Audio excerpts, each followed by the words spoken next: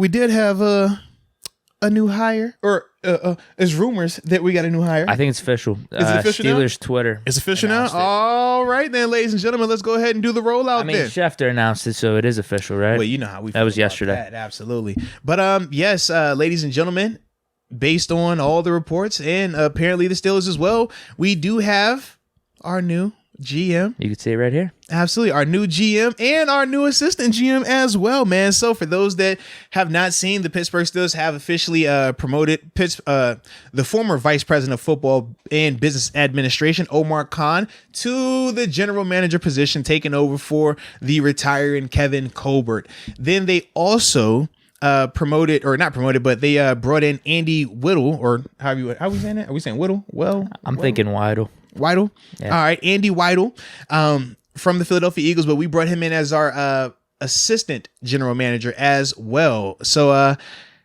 first off, man, Omar Khan, how you feel, man?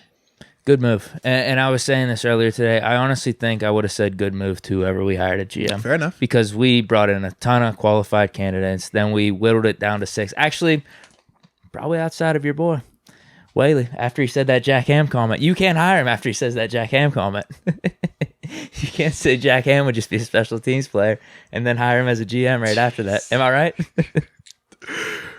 Me and wifey did look at each other.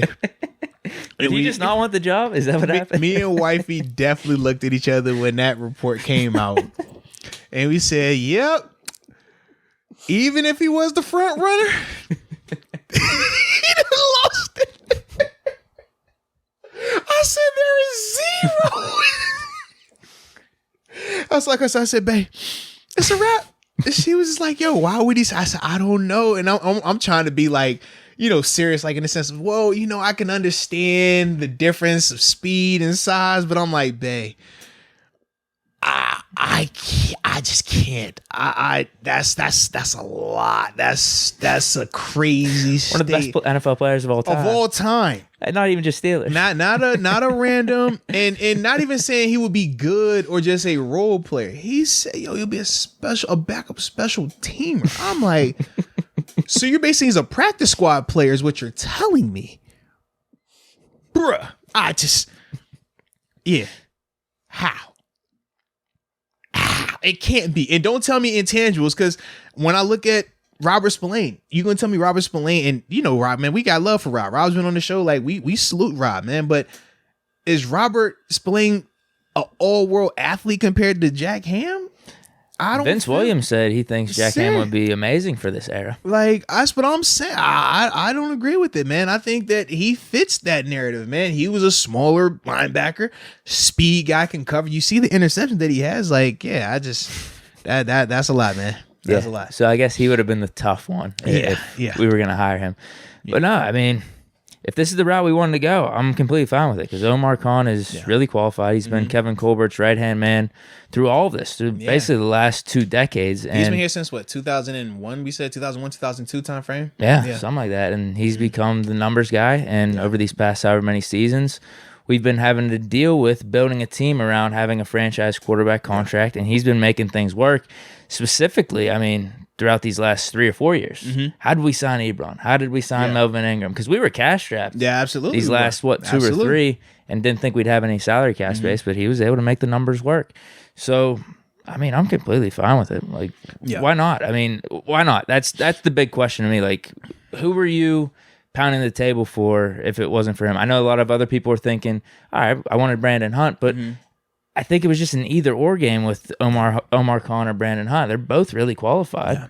It's just, what do you prefer? And we brought this assistant GM to take care of some of the scouting, because that's more of his background. So I like this duo. You call it a dynamic duo now in the front office. Yeah, to me, man, I definitely think it's a good signing, because you need the numbers guy, like you talked about. We don't have an Ebron. We don't have some of these free agents that we were able to bring in without Omar Khan.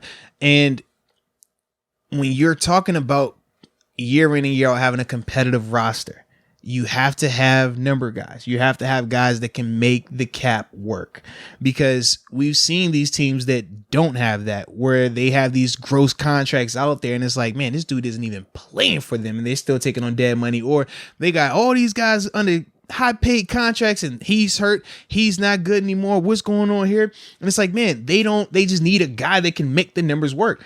Omar has proven time and time again that he can definitely do that. And I think that there is a need for that. And even more so now when you're talking about the new wave that we're going to be dealing with, it's still a lot of money and numbers involved. It's just different because now instead of it being one person in terms of Ben Roethlisberger having that mega contract, now it's a TJ Watt, it's a Cam Hayward, it's a Tuitt, it's potentially a Deontay Johnson.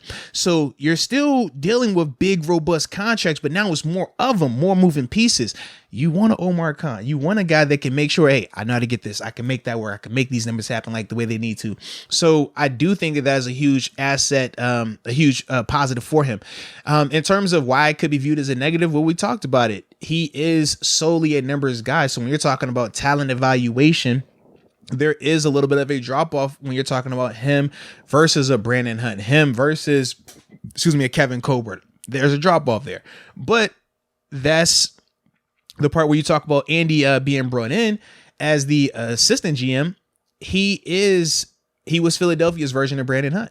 He was their player personnel guy. He learned under Tim Donahue and Bill Nunn here. Yes, he was here in '98 with the Steelers, man. So once again, homegrown, right? We like to keep in house. Come on, man. And he's from here. Absolutely, he was at Mount Lebanon, right? I think that's right around here. Yeah. So with Andy, man, to me, I like the contrast because it made a lot more sense seeing Omar Khan get the job and not Brandon Hunt when you're bringing in Andy Weidl, because if you're not Andy Weidl, how are we saying? We say Weidl? Yeah.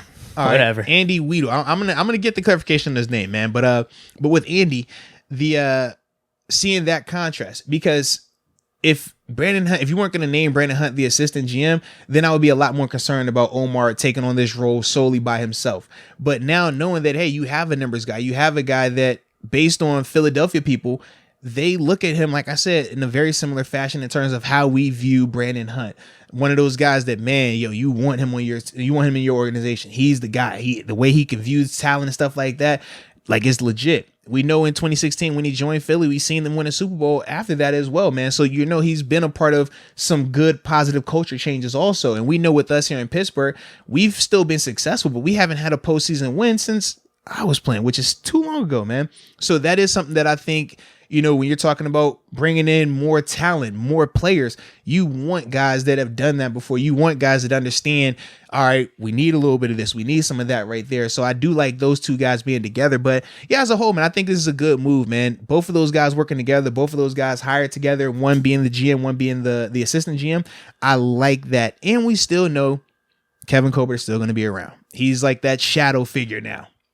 This is what the Ravens did these last couple of years. I was watching a YouTube video and they compared it to Ozzie Newsome stepping down, but he's taking like a back seat, and then DaCosta coming up, like he's been waiting in the wings for however long, and it's been successful. So I don't know why, if Ravens are doing, why can't we have success? Yeah. No, I'm with it, man. I did not know that about the Ravens either, man. So yeah, I like that. And then we also got Coach Tomlin here as well, man, who we know he has an eye for talent. He can evaluate as well, man. So I just think as a whole, man, we have a really good group here that's going to be able to usher in this new regime at the GM and assistant GM position. It's just unfortunate. I do feel like with these hires and the internal promotion that this probably does mean we'll be losing Brandon Hunt. If not this year, probably next year. I don't see him wanting to stay around, knowing that now he's probably officially capped. Yeah, because both of these dudes are young, and we know that still they don't fire and make crazy overhauling changes after 1 year. This is a 4 or 5 year type thing before we probably see another change, unless they absolutely are atrocious, which we don't anticipate happening. Yeah, if you're Brandon Hunt, you're kind of stuck, man. Hopefully, He did interview for an assistant GM job last week, though. So he did. So if he gets that, I think that'd be a great. And I guess this kind of makes sense too, because if you're Brandon Hunt, you're not taking the assistant GM role to Pittsburgh. Omar Khan in-house. You guys were both up for the GM role. You guys know each other. Whereas it makes sense for the Eagles guy out of house coming in and saying like, all right, maybe this is a lateral move, maybe a little bit up, even though I was going for the GM job, but I have no immediate connection. I know he was with the Steelers how long ago, but that was more of an intern. Well, and he might could look at Omar and say, well, you know what, Omar's a numbers guy, but there's an upgrade for me. I can learn from him, and then who knows, in a couple of years, if it doesn't work out, I'll be the bumped up guy. That's different for B Hunt though. B Hunt is technically the third guy on that list now. Yeah, that don't make sense, man.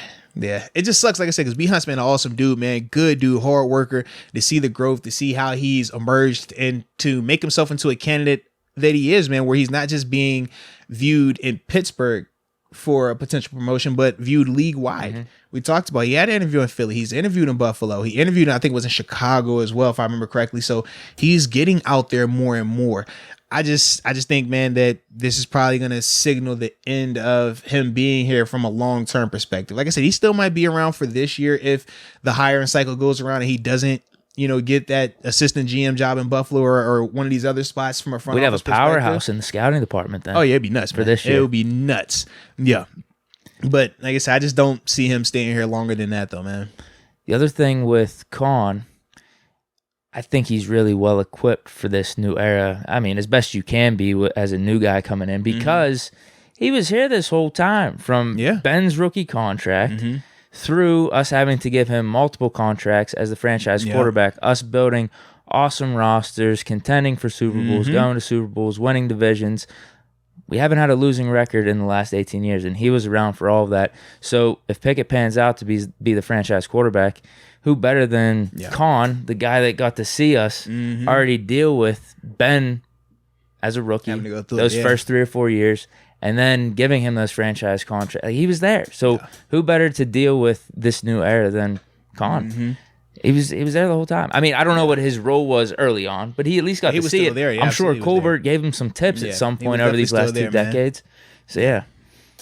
Yeah. So like I said, man, I think it's going to be a good move. Obviously time will tell in terms of now that he's taken over some of the moves that he's going to make. Do you re-sign Deontay or not? What does that look like? Outside free agents, who are you bringing in, if any of these guys? This is all what we're going to start to see happening now. Is he a little more aggressive? Yeah. Is he a little more conservative? Even when you talk about the season getting here, how aggressive are you in terms of the trades? That's something that we've seen Kevin Colbert kind of become more aggressive in later on. Maybe that was a little Khan influence. Who knows, right? Who knows? But that's something that we're going to get a chance to see, man, in terms of, are you aggressive or are you more conservative? Do you operate like Deke? I'm trading all my picks for this guy because I love the name. Let's get him. Bring him on in here.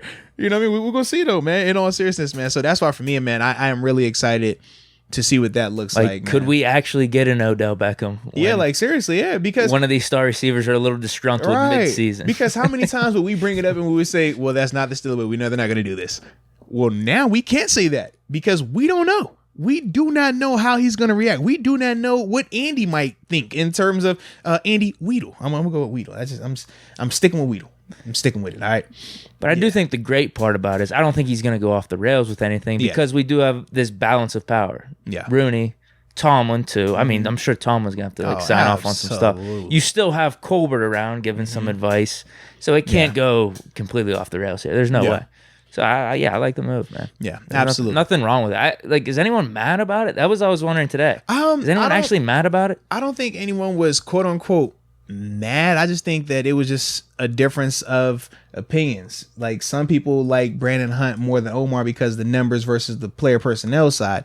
And initially, that was how I felt. Initially, I was kind of like, man, I get going Omar, but man, I just don't know where he's at from a Hunt's football, really talented. Like a evaluation element of it. But seeing them bring in Andy Weidl as well, that was the part where it kind of eased it, because now I'm saying, okay, he doesn't have to take on this role by himself. He will have somebody that is very well versed in this avenue, which is his weakness. And seeing that they went with Andy, it just made more sense. Basically what you just said and what I said, in the sense of, it's hard for B Hunt to be competing against you for this spot. Now you get the spot. Now, okay, I'm gonna work for you. I'll be your number 2. I'll be the assistant. Like, come on, bro. That I mean, the energy is gonna be. It would be a better move for B Hunt to be the assistant GM in Buffalo, probably. Yeah, it definitely would, man. Because that'd be a whole new role for him, whole new organization, and maybe that'll give him the jump start to actually get a GM. Too, man. Yeah, man. Oh, I don't know about that. Come on, man, chill out, bro. We got 6 of these things. We can't get. They can't get one. We got 6. We need one every year. We have 6. Well, if we don't get one, can they get the one though? If we don't get one. If we don't get it this year, can they get it? That's just up to chance. I don't know. Come on, man. That's not my decision. That's up to God.